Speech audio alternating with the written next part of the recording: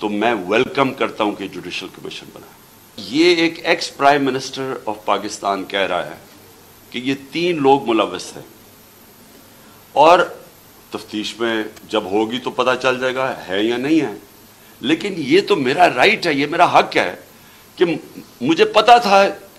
कौन इसमें मुलव्वस है, मैं चाहता हूं उनकी इन्वेस्टिगेशन हो, मैं उनके ऊपर FIR कटवाना चाहता हूं। ये कैसे हो सकता है कि आगे से हमारी अपनी पुलिस, पुलिस पंजाब गवर्नमेंट के नीचे, वो कभी कोई वजह दे देते हैं, फिर सीधे सीधे कई कहते हैं जी अगर आपने करवाना तो हमें हटा के किसी और को इस ओहदे पे बिठाए, जो कि रहमान रहीम दा जमा पाकिस्तानी निरुनो दा PTI दा चेयरमैन इमरान अल्लाह कॉन्फ्रेंस होगो नो आगा अबल रोजम कॉन्फ्रेंस गदा दक मुतालिबा गजी वही पे द्रो को सानो मानली زمون په دې درو کسانو باندې دغه د شک دی او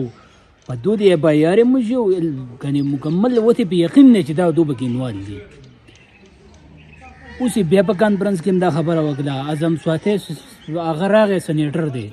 هغه د ټول ملک ته ټول دنیا ته وجړل چې بای ما سره ظلم کیږي، ویډیوګانې جوړې شي، څوک زما یې پایار نه دي.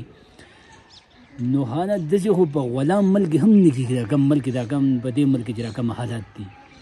بای ټیک ټاک عمران خان چې کوم خبره کوي، اعظم سواته چې کوم خبره کوي چې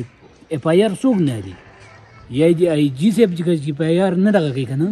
نو هغه د لاړ شي استفاده دې ورکړي چې بای زما باندې پاسه دباو دی او زه نشم کولی FIR زه نشم کټ کولی،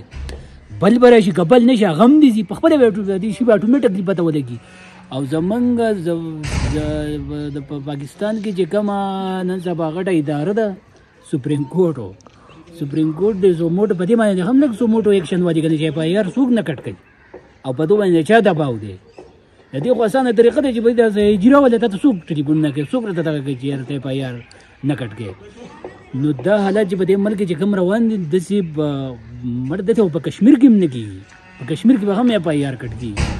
په دې ملک چې راکم نه ټول پته نه چې کم ځای باندې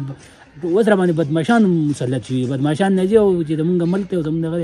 نو به یې موږ نور دې شي ته تیار نه یو. ګورئ دې ته دا قانون نه دی تیار، ټیک ټاک د قانون لاندې دی، کم څوک چې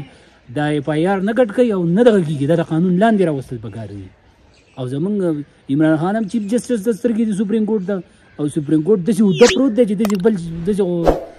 بل شي موږ اوده نه لیدلی، دا چې څونه اوده پروت دی. عمران خان په دغه کې خو په 12 بجې هم راپاڅېدی په نیمه شپه، او نن په FIR باندې ته نه راپاڅېدی،